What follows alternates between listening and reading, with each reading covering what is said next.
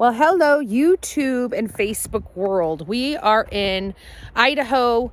We are looking into the case of the Idaho Four. This is four college-age kids that were brutally murdered inside their apartment, just off-campus housing.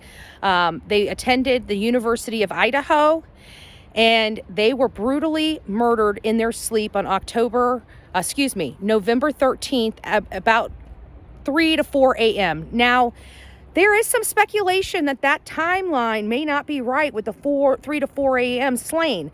So we're looking into that. We're looking into a lot of information out here. We know that there's, with the statement from law enforcement that came out yesterday, it's got people back very, very concerned about their safety and what in the world is going on in Mascow, Idaho.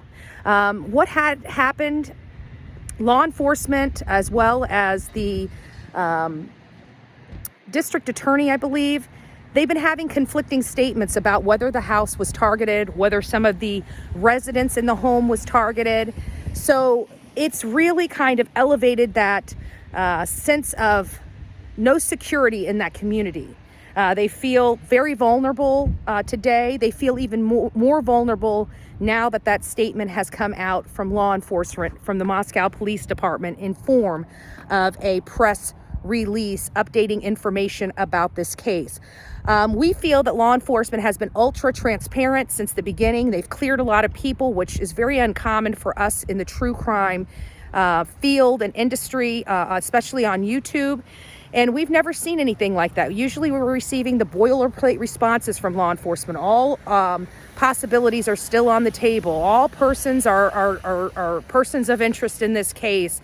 We have no information. We're leaving no stone unturned. Those are the kinds of things that we consistently get from law enforcement. It doesn't matter where in the country law enforcement is talking. That's usually the standard statement. It's like it's in the operating procedure manual for law enforcement. But here in Mascow, Idaho, we're finding out that law enforcement is being a little more liberal because they know that these kids are feeling unsafe. They know that the parents are very concerned for the well-being of their children, especially with these young people that were slain in their sleep in just within a mile of the University of Idaho. So we're out here just collecting information. We're trying to give people the sense of safety and security here in the community.